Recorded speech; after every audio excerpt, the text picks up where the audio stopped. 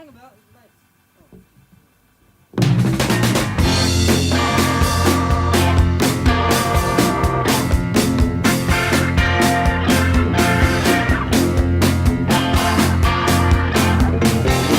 Well, hello, Crashing In Podcast, and today I am with Johnny Kowalski, and he's out of the band The Sexy Weirdos. It's been a long time since the last podcast. Well, it's only been really a week, but like, I think 2 weeks now, and it just felt so long since like doing this. It's weird being back, editing again, even though I only had one weekend off from editing and recording podcasts and stuff like that. Been a bit slow on the podcast side of things recently because work gets in the way, people. So interviewing bands is coming a bit rare for me at the moment, but I think the next interview I have will be with Cave Girl and the bands that are playing at Kaleidoscope next Thursday. So I'm a bit here and there with the interviews because on the weekends there seems to be nothing on at the moment, which is unfortunate, except for the Stylish Records gigs. So like, get to those. The next one is, I don't know when this is going to be out, but the next one is the Silver Lines. It's currently the 30th right now, 30th of September, and if this comes out Sunday, the next one will be Eliza May on the 15th of October, so stay tuned for that. And yeah, but back to the subject, Johnny Kowalski. I'm absolutely glad that I got him on the podcast because I've been following the band for a bit, and because of Sean Gambos from the Plagiarists, and they always big them up, and I always love their music. It's very unique as well, compared to like what's going on in the Brum scene. So like, it's a bit ska / punk / bit of everything, and it's really, really cool. And I really like their music and their albums, so like, they're on Spotify and stuff like that. Please listen to them. And in today's podcast we get talking about obviously the band, but then the interesting conversation was it was talking about unusual gigs to play at. So yeah, like, I hope you stay tuned for that and enjoy the podcast. And also in the podcast features some of their live acts. See you later and take care.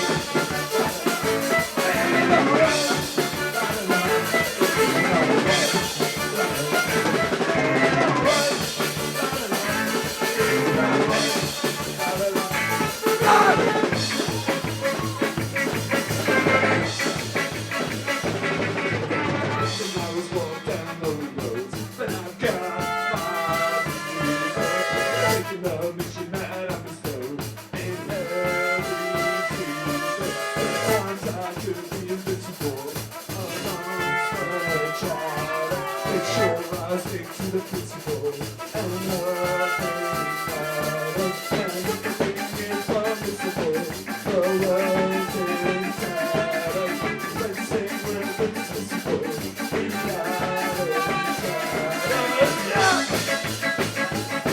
The rest go, the rest go, the line goes, la la la, all right, la la.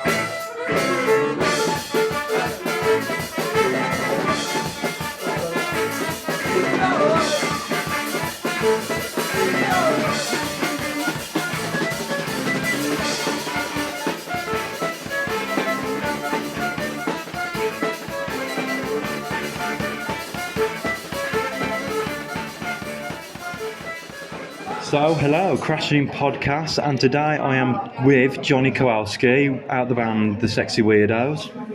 Hello everybody, it is me, Johnny Kowalski. I can confirm Callum was telling the truth. So, how are you today, mate? Yeah, good. I've been caught out by the summer sun, had a few drinks last night, woke up with a massive hangover, but keeping busy, been recording recently, had some gigs recently, looking forward to some festival kind of stuff in the coming months, in July and August.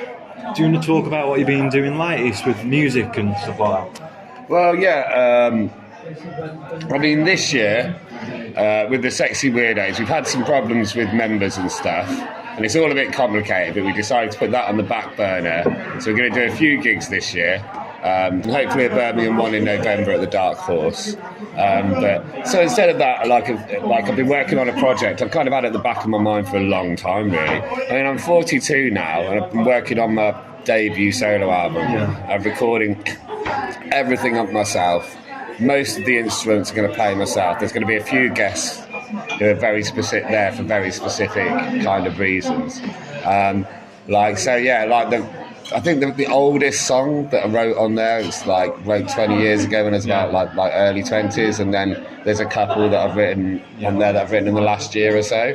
And it's kind of a similar sort of sound and songs to the Sexy Weirdos, but there's no drums, more kind of acoustic sound, so more led by acoustic guitar, banjo, bit of fiddle on some tracks from our fiddle player, Catherine William, who's a great, fantastic musician, fantastic human being. If you need a violin player, go search her out, honestly, she's the best. Friend Craigus is playing some charango. Have you ever seen a charango? I don't think so, no. It's kind of like a Mexican ukulele type thing. It's got double strings, so it's quite high pitched, and so you've got him on some tracks, and it's so different from the other times. We've made albums different ways, and we've been to some really great studios and stuff. Been quite lucky, but it's like the amount of negotiation that you cut out the equation when you're just working on your own. Because you've got nobody. You don't have to talk to the engineer about it, or does the drummer think it's okay or whatever. You just get on with stuff. And it's you think it's good, and then you're like, oh, I'm just kidding myself because I've been sat here with this thing for hours and maybe it isn't good. You know, I've got nobody around me to reassure me. So, but it's an interesting process, man. I think personally, I think the material's really strong. And I'm hoping it's more a more listenable version of our sound, because the full band stuff with the drum kit and distorted guitars, it's a very intense experience, whereas this is hopefully the same kind of songs and energy but more pared down, so you can listen to it on a nice car journey or something like that. Good, when it comes to gigs and that with your solo album, will you be playing solo or It depends what the offers are. I think hopefully duo with Catherine on the violin, because there's quite a lot of stuff we can do together. I mean, she's been in the Sexy Weirdos I think about 5 years now, and we've done loads of gigs together in that band, but we've done duo gigs together and gigs with other projects together, and just got a really good musical bond or whatever with her, so it's pretty easy. But if it's not possible, do some solo gigs. I've got a solo gig at It's like a private party on some like woodland in Monmouth. That's cool. Like it's really cool, and they just get donations from everyone and that kind of stuff. They pay me to play, and they've got a big sound system, incredible lights. It's like kind of a bit of a free party rave kind of vibe. But they have some live music as well, so I'll be doing that one on my own. The last time I did that on my own, half the crowd ended up joining in on bongos and stuff like that by the end, but they seem to like it. So. Oh, that's great, man. And when was your latest gig? Was it this year or? We had a gig with the Sexy Weirdos the other weekend, a place in the Malvern Hills called Out to Grass. And if you're looking for somewhere to go, like they call it glamping or whatever, or like a mini festival site vibe, like Out to Grass, it really is the one, because you can see for miles and miles, but you can hardly see any. It's nice up the Malverns as well. Yeah. Is it like up the Malverns? Yeah. Oh, really? That's a very creative way to do a gig, and that's a really good idea. Yeah, man. They have like a geodome built in there. They've got permanent sound system, permanent toilets and stuff like that. So you've got like some good facilities as well. I wouldn't mind going to something like that. It's nice to hear that people are being creative with their gigs and stuff like that. Well, we've always just always been really open to the weirder gigs. So we've done some. I don't know if you know the Radisson building just over there. It's like the big, like my friend, like the glass building. The glass building. Because it says the Radisson Hotel on the top, but there's like residential flats in there. And my friend had a flat on the 28th floor, and I think this is going back to like 2011 or something, but we did a gig there that was like absolutely it's like a tiny little like one bedroom flat, just completely round, but behind us was like cityscape, because it's all glass windows and stuff. So like anything like that, we're quite up for weird things. That's great. But it kind of goes with the name, Sexy Weirdos. Yeah. We kind of asked for it, didn't we? But you had 3 albums out now, and was it 3 albums? Well, there's a fourth album. We haven't managed to get it on Spotify yet. Oh, really? Yeah. I would say your music's pretty different to it was around, was it around 2011, the first album or something like that? Yeah, 2000. I think 2012 maybe was when it actually came out. But compared to most of the bands that was going then, it was pretty much different to what was going on around the scene in Birmingham from on this side. Yeah, there was a few. There was a bit. I'd say maybe. There'd be a few bands that are playing sort of gypsy, Balkan influence stuff. Obviously, when you're in Birmingham, you have to mention the Destroyers quite a bit. They're still going to this day, but they were going at least 2 or 3 years before. It was very more traditionally Eastern European than us, whereas we kind of mix it up with a bit more punk and ska sound. Make your own sound. And that's what I always wanted to do, because in the 90s when I was a teenager, it's just amazing guitar music all the time. Do you know what I mean? And in metal and indie and punk and ska, there's all this great stuff. So by the time I was came to form this band, I kind of wanted to do my own thing and put my own stamp on it, and it's quite hard, but then we found a way. And that's one of the things I'm most proud about the band, is I think it is genuinely unique. That's what I like about your band, and the name is very but the name itself kind of attracts you to the band, and I feel I guess that makes people curious as well. Sexy Weirdos, it's not a basic normal band name. So with the Sexy Weirdos name, where did that come from? It's difficult to remember where it started. I think I was looking for maybe a classic Rolling Stones, Happy Mondays kind of dichotomy. And we did do a thing, an improvised version called the Sexy Weirdo Sound System. But it's funny that you should say that it's to you it's an attractive thing, and I think to some people it's an off-putting thing. Oh, really? I can remember being in a bar years and years ago, and my mate said to this girl, "Oh, look at this guy, his band's called the Sexy Weirdos," because he just thought it was a cool band name. And she was like, "That's so egotistical." Yeah, but like, it was like when I was talking to my mate about it, he says, "Bloody hell, you have to get them on, just like their name. Like, he hasn't heard your music, but he said the name just draws him into like the band and that. And sometimes when I talk about bands and say their names, he always goes like, "That's a good name. That's a good name." So like the Sexy Weirdos was like a really good name, like, and. Yeah, but let's talk about like how long have you been together as a band now before like the first ever album and stuff like that? We first like active gigging St Patrick's Day weekend 2010. It's a good name. Like nice and easy to remember. But it was the first gig was the last night of a pub called the Pig and Drum, which has since reopened. It was like a metal bar in Worcester. Yeah. And the crowd drank the bar dry. We weren't the headliners, but because we played like the last night, it was just absolutely rammed.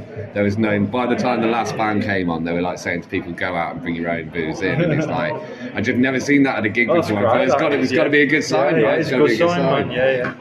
It took us a while to get into a groove, and I'd say the early lineup was probably like half people who'd just be happy if they played a gig down the pub, and the other half secretly still wanted to be Kurt Cobain or whatever. You know what I mean? So there was a lot we had to like, and then once things started happening, it's like members dropped in and out a bit, but like we somehow kept things going. Yeah. So like, what got the album going and stuff like that after doing many gigs? Well, I think what we did first, and it was a really good idea, is like we got into making videos because I think it was like YouTube was still relatively young then. It's like 2010, not like it's quite common for bands to have quite good, like even like quite small bands to have good videos. I feel like YouTube's important, and music videos is like a good way of getting your music out there and just videos in general. Like, yeah, man. Well, it's like I think a lot of musicians.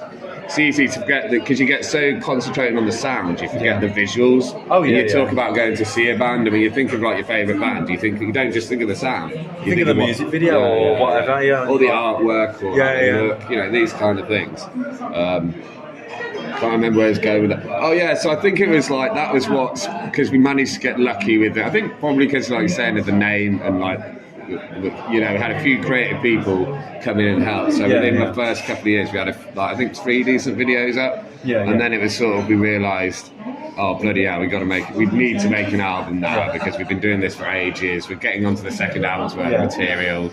And John Joe, the old violin player, who lives in France nowadays, but he had rehearsal rooms in Worcester that he was running at the time, and he basically took on the task of recording it. And I think, fair play to him. I think at the time, he had very high expectations for what he was going to do. There's obviously a lot of frustrating parts of the process, but like I listen to that back now over 10 years later, and I'm pleased with it, man. And I like all the albums actually. All the albums are fucking great, man. With the sound of the albums, would you say they changed over time, or did you stick to like the same old roots, or? Well, what happened is members changed. Like we started off with a lot of brass, and then we started off. Like, the first album hasn't got a bass guitar on; it's just got tuba, and that guy kind of went. But then Chris Yates came on, who's like the bass player you can hear on the second album. So the second album's got quite a lot of brass on, but then by the time we get to the third one, the membership is a bit in flux. It's kind of that's when it becomes more violin led. Again, John Joe, like very important member in our history and stuff. And it's like the third album, European English, can be a bit random. And because it's like maybe. Well, no, I'm still pleased with those, and I think we're just one of those because there's certain bands. I think particularly for like underground or like sort of alternative bands, it can be very easy to just like make the same album for like 20 years and stuff like that, and that was never why any of us got into music. We didn't want to, even by the time we got to the second album, we didn't want to just repeat ourselves because that'd be cheesy or whatever. And we're all quite like geeky about, the key members are all pretty geeky about music. So it's like always trying to make it different, always trying to see what we hadn't done before, and, I know a lot of your music, like your albums are accessible on Spotify and stuff like that, but can you like get hard copies of your album? You can. The only one that we've got hard copies of at the moment is the last one, Until the Day, which isn't on Spotify yet.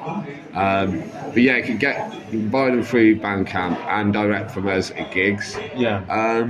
And you know, we're not really our bread and sort of butter is what where we actually made money as a band has been from getting paid from playing gigs. You know, like the albums that we've made and self-released, the money comes back into the band eventually, but it's more like an expense you have to bear. I know. But yeah, so we haven't really. But maybe we should have made more effort with like merch and stuff like that. Because we've probably done like about 200 t-shirts, you know, in 10 years or whatever. Like, so it's a real rarity if you got one of our t-shirts. It's like a bit of a risk, like making t-shirts. I even thought about it with my podcast, and I feel like you're going to sell t-shirts and stuff like that. But like, I never got down to like selling t-shirts for my podcast. I thought the logo might be a bit basic for a t-shirt. Yeah. Well, maybe like when the time's right, you know. I mean, I don't know how big your follower base is, but you know, I think there's when I see like people, podcasters that sell stuff like that, they've probably got quite a big. I think, you know, maybe if you've got 100,000 listeners, maybe you sell 100 t-shirts or something like that. But, or you know, maybe you do an interview with like, you know, like an album designer or whatever, and he's like, yeah, let's do a collaboration, let's do a t-shirt together. You know, the opportunity might come up. So. But back to the albums, how did people take them? Like in like your first album, second album, and third album, like how did they take it when the release started? It's an interesting question.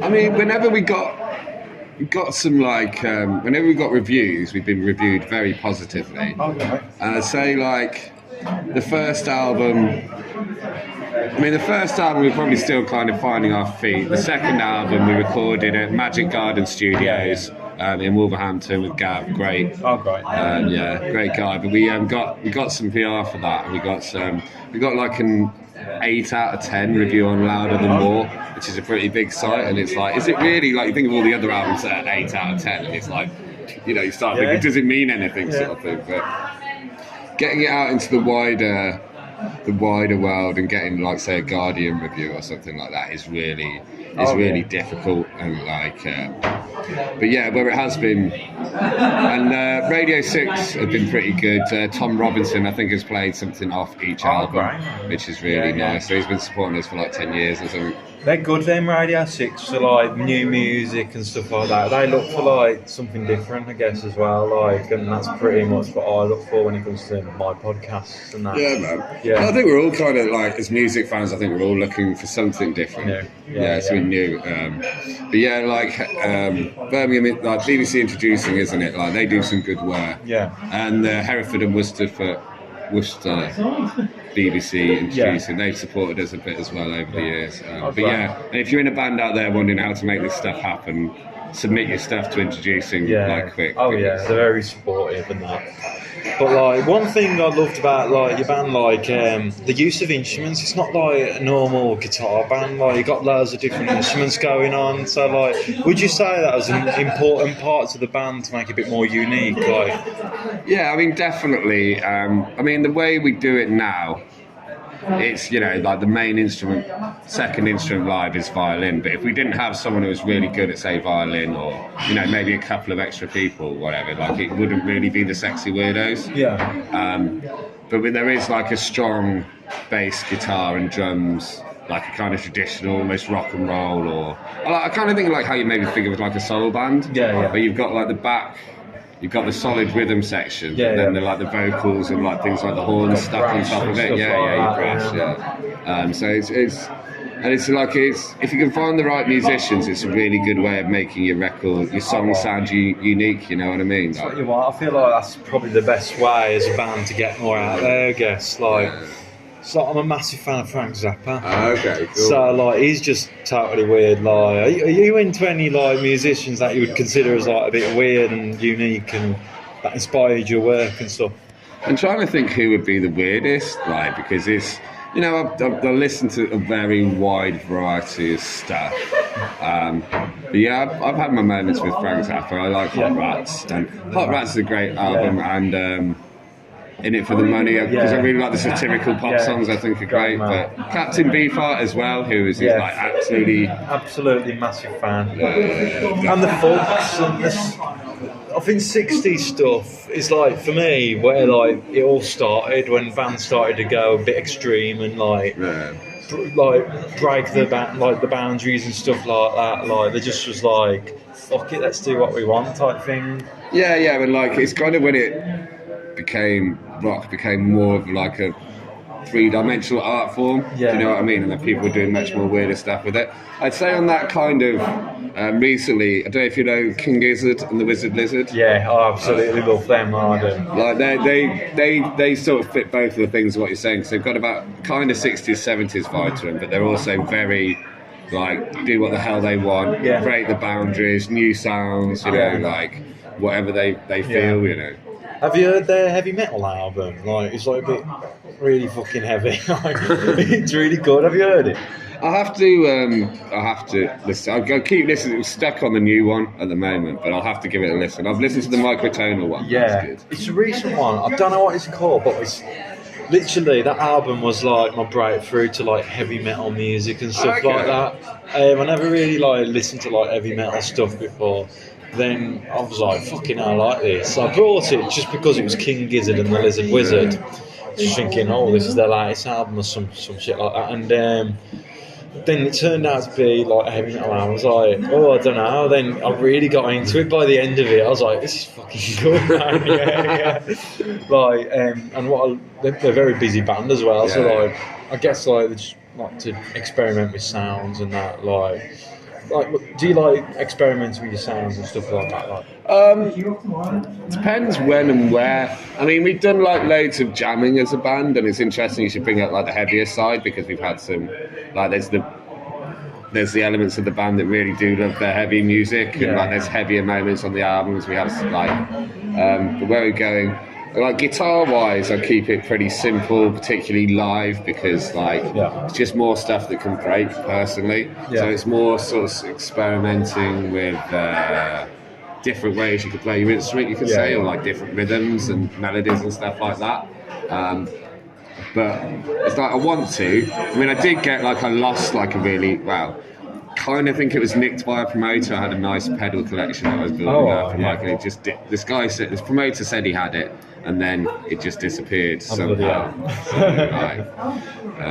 So like, hopefully in the next few years, invest in my pedals and stuff. But it's like, so we're always trying to improve it, do something new with it. Not make it the same every time. What about when it comes to gigs and stuff like that? Would you say you developed much since your first ever gig and like to your most recent like? There's certain things that stay the same, and there's a couple of songs that we still like play from the very, very start. And like the high energy, it's always been a high energy show, and whoever's joined the band, pretty much as soon as they've been on stage, you think, are they just going to stand at the back and play? Like, no, they're jumping about like maniacs, and people really lean into that. I'd say it's got a bit more polished in some senses. It still has moments of like chaos, shall we say, or like moments where it's a bit more improvised. We never played quite the same show twice, I don't think. Right. So yeah, there's definitely elements in common, but then we always try and play new songs as soon as we got them. And like, so. Can you recall like your first ever gig together as a band, and what was that like playing your first gig, and like what was your nerves like?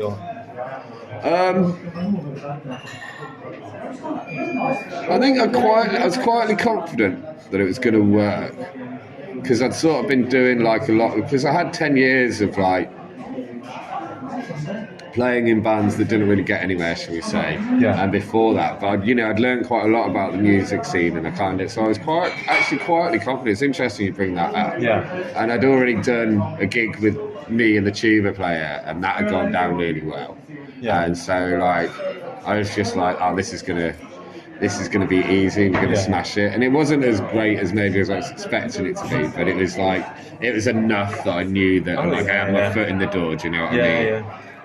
Like you've got to start somewhere, don't you? Like with bands, like I guess for anyone, like it's like the first. I think the more like you get your name out there, the more people come into each gig and stuff like that. Where would you say you have your best crowds?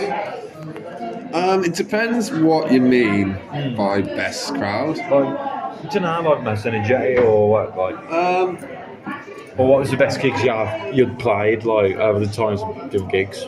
I think I've got to give some shouts out to the international audience. Like, you've had some very fun gigs in the Czech Republic. Yeah, like they had a couple of bigger ones, but they're not like necessarily as big as the gigs we play here. But like, there's people like it's very socially acceptable to get drunk there. You know what I mean? And people are very free and generous with their booze, but also they don't tend to get aggressive either. Yeah. So like they're always a good laugh. We had some we played this place in Leipzig in Germany called Stoned. Yeah. It's like a tiny little like punk bar basically, and we said like 70 capacity, but like that's always like a really good crowd. Like played there quite a few times. And whilst we're on this subject of kind of best gigs, maybe one of my all-time favourites definitely is 2018. We played in Amsterdam at like an anarchist festival at ADM. I think I remember. I think I was following you then, and I think I remember you posting something on that. I don't know.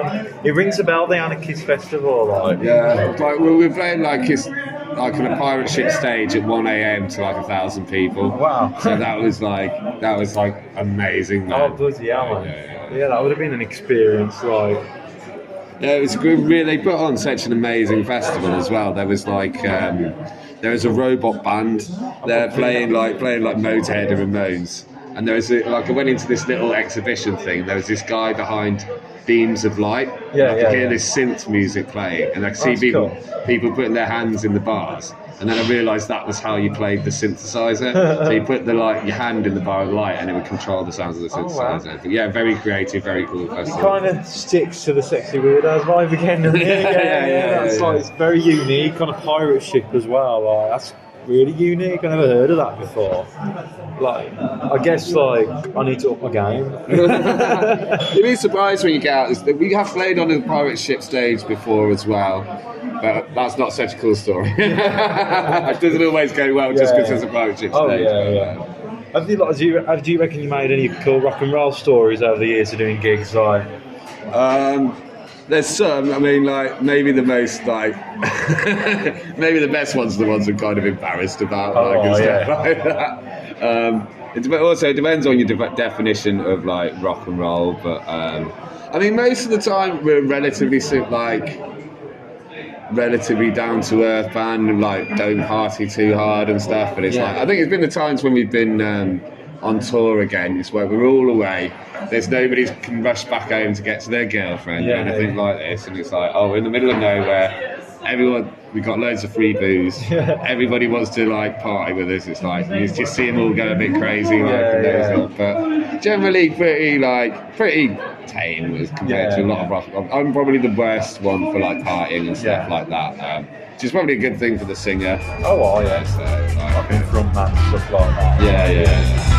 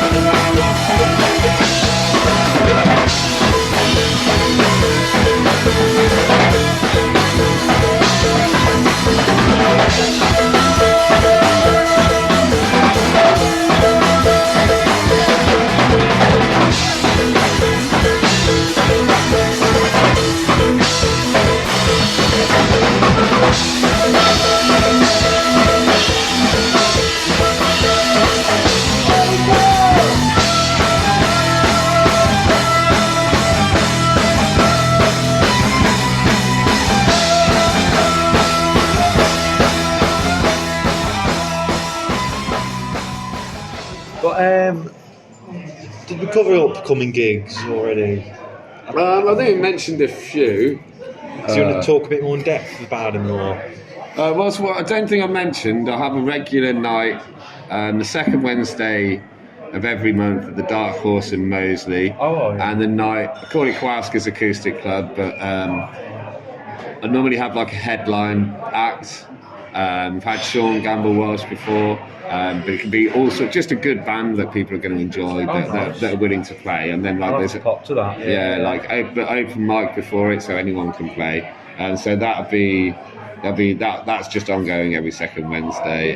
Is it tickets on door type thing, or? Well, what we did with that one, and they did want me to charge tickets on the door, but what I said instead is like £5 suggested donation, so you can come in for free, and at the end of the night pass the hat round. You know, if you want to put some money in to like support the sound. But I didn't really want to like cut anyone out of the equation, and Moseley is a very like varied place. There's genuinely there are people at like there who want to come in who can only afford a pint, and then there's other people that can afford to put 50 quid in the hat and not even think about it. It's a great place, Moseley, like, and like music wise and that. Like, I haven't actually popped into the Dark Horse yet.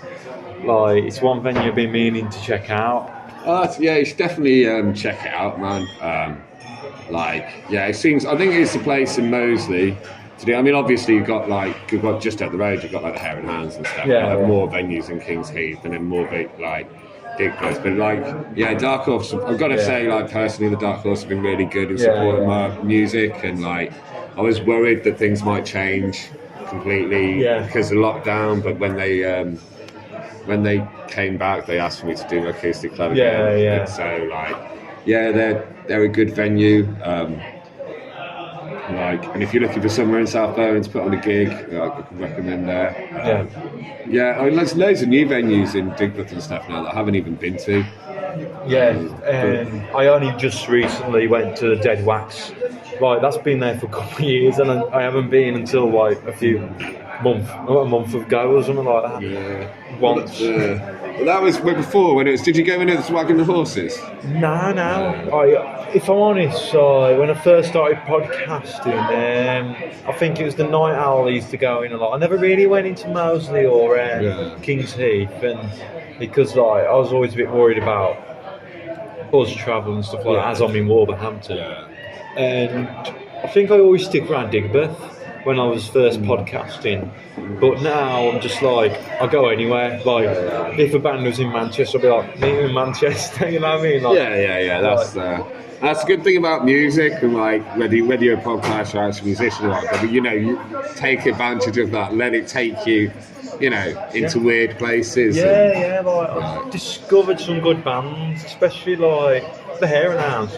Interviewed some good bands, and I'm always looking at the Dark Horse for gigs, like, because I do this thing every week, like I just check up on every gig that's going on, every venue. The Dark Horse I always look at, and like I always look at like the Hare and Hounds and Dead Wax and all this and that. So like it's like the Dark Horse, like if there's anyone that like the name makes me think, well, or if it's anyone I know, like I'll go to, like, but that's one venue I've been needing to go to for like quite a while now. Like, well, hopefully, like 18 months' time, I think it's like that. The train station will be in Moseley. Oh, great! And that'll be like less than 5 minutes walk from the Dark Horse. Oh, that'd be alright, yeah. So that'll be good. Like. It's like Sean Gamble Walsh, he always bigged it up. So like it was always like on my mind, like I need to get to a gig down there, but never had the chance. But anything else like you want that we haven't talked about that? I'd just like to talk about another thing I've been working on recently, which is like, and it's completely recorded now. Like I've been working on an album with Rachel Mayfield called Truth to Material. I'd say it's like the most mainstream, the most commercially viable music I've ever worked on, but in like a really good way. Just like songs that I feel like not anyone like commercial. But like just really like really good songs, really well sung. Like it's kind of coming from a more kind of acousticy, alt folky angle. But there's bits of accordion on there. There's bits of mandolin. Stuff like that. Recorded to a very high standard at Blotto's by Psy of Iron Man Records. Yeah, and like Rachel was in Delicious Monsters in the 90s, who were quite successful then, who were a great band. If you're into them or into that kind of sound, make sure you check out True to Material when it comes out, because it is genuinely great. Yeah, we'll stay tuned on that. And is she local? Yeah, she's a Birmingham girl. Well, she moved away to London for the band and stuff. And the kind of like the album is like about her coming back to Birmingham and like rediscovering it. And some of the songs are like there's quite a funny song like where she's just kind of like going around Birmingham like in like a heightened state, like there's a mosque and like there's loads of boys and stuff like that. And then other songs are more like kind of dealing with stuff with their family. Like it's got quite a lot of light and shade. There's some quite dark songs on there. There's some quite like funny songs, fun, happy songs, and then like more like gentle, ethereal songs as well. So like there's a lot going on. And like that was what attracted me to the project. Is you just get very, very rarely do you get like someone with like even like 10 or 11 genuinely really good songs. And a lot of artists just build a career on a few good songs. You know what I mean? So like, as you're talking about other artists, so you got like any recommended artists, like the listeners? Could be on the same vibe as you or not, like? I'm just going to talk about what's on the top of my head and what I've been listening to recently that's quite new. I discovered a great band from London called Trash Kit the other day. And it's kind of like post-punky, kind of like the Slits, but with like a little bit of a more African-y influence rather than like a reggae influence to the riffs and stuff. And there's a little bit of like violin and stuff on there occasionally. But yeah, definitely listen to Trash Kit. Who else would like... I've already mentioned Sean Gamble Walsh and Pedro. Got to big them up again. Definitely, man. Friendly Fire Band, still like South Birmingham's reggae kings, basically. Still keeping it real. All their events are always good. All their stuff is good. There's probably millions of Birmingham bands, like all the bands that I've booked for the Acoustic Club, Irish, Anne-Marie Allen, Bedrock Bullets,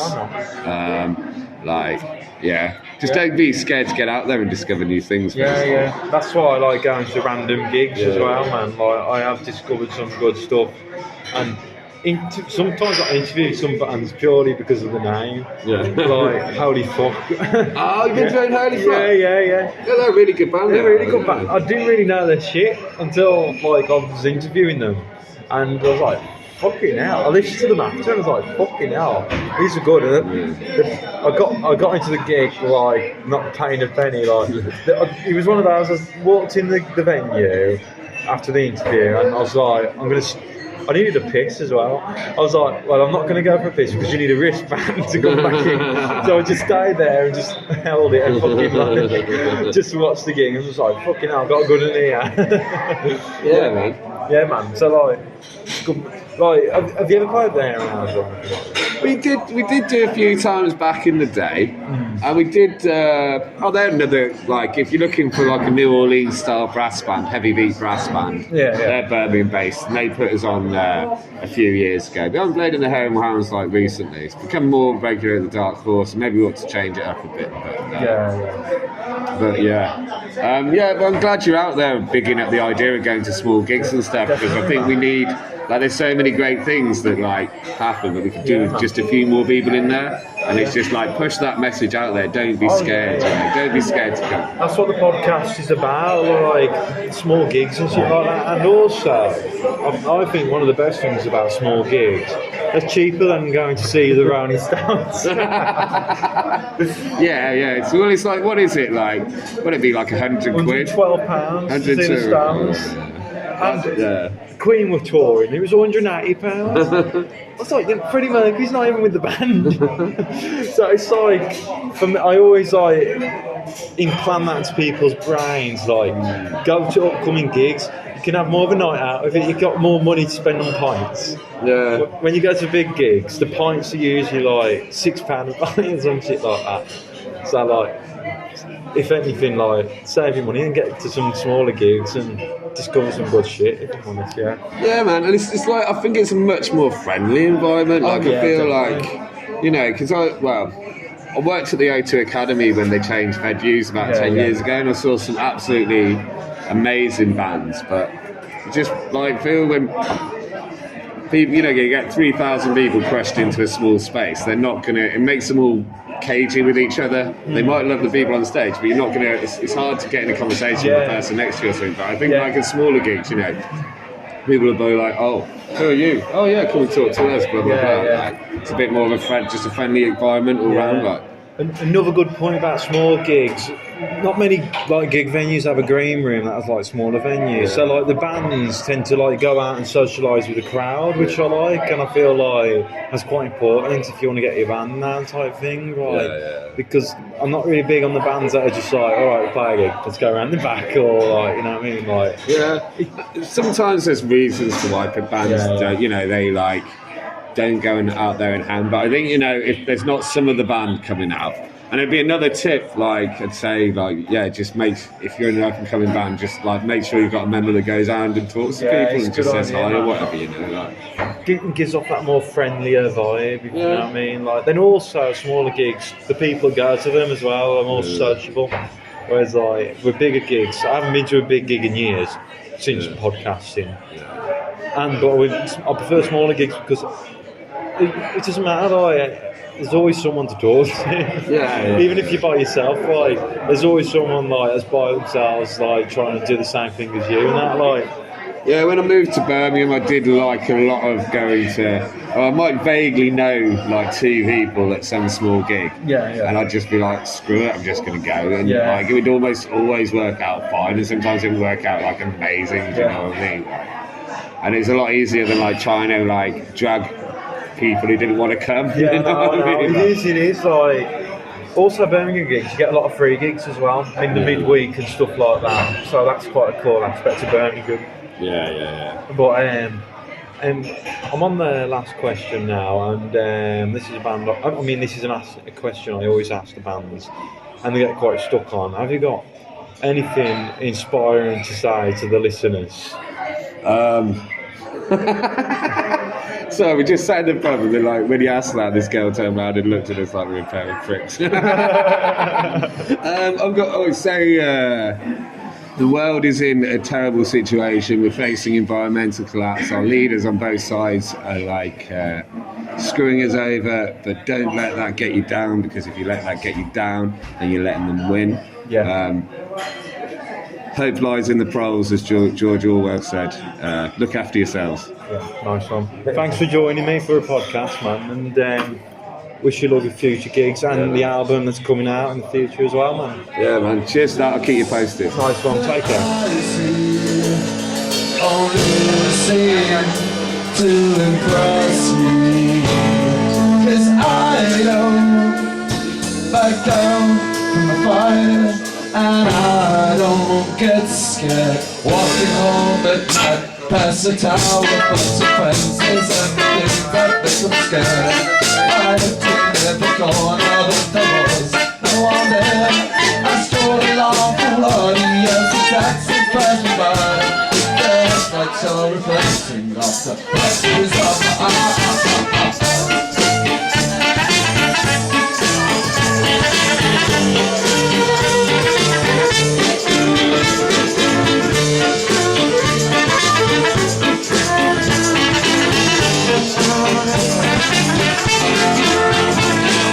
Tension, that's all around me, no big sensation.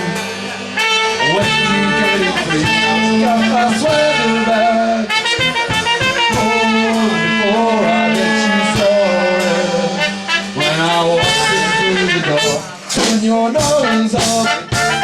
I don't care love it have when you're not there. Something wrong. The edge of town, where it goes us.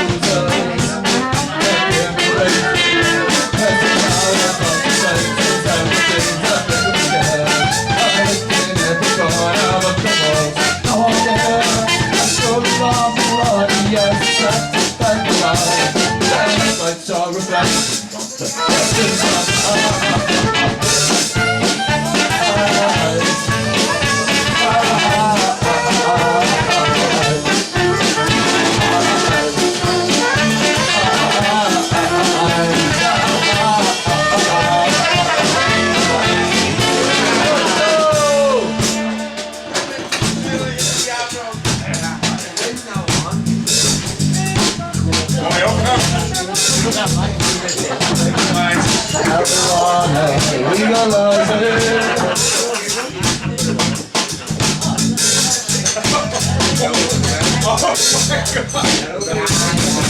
The troubles that I see only seem to impress me, 'cause I don't back down from the fight, and I don't get scared walking on the track.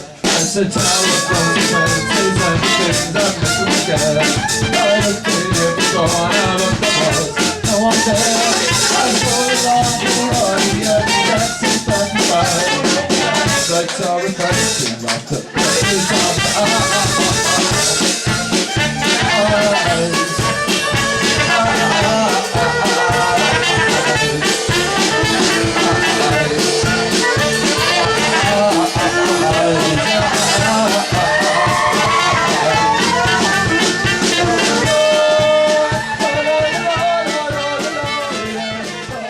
Well, that was Johnny Kowalski talking about the Sexy Weirdos and the other projects he's been working on. And there was some live footage in the podcast of the band Sexy Weirdos. So I hope you all enjoyed today's podcast, and I hope you're all enjoying what's been going on with the podcast recently. Been putting on events and stuff like that. So like, watch this space. Watch, keep an eye out on Instagram and that for future podcasts, events, and more. Also, the next podcast will be with Conflict Choir, and I've got another one after that will be a little one with the Silver Lines, and it'll be featuring in stores, the shop Stylish Records. So they'll be coming out soon. And I think I've got one with modern literature, so I've been meaning to get that out for a while. So I hope you all enjoy the rest of your day and your rest of the week, and I'll see you in the next podcast, and take care. Bye, and please share this out if you can. Thanks.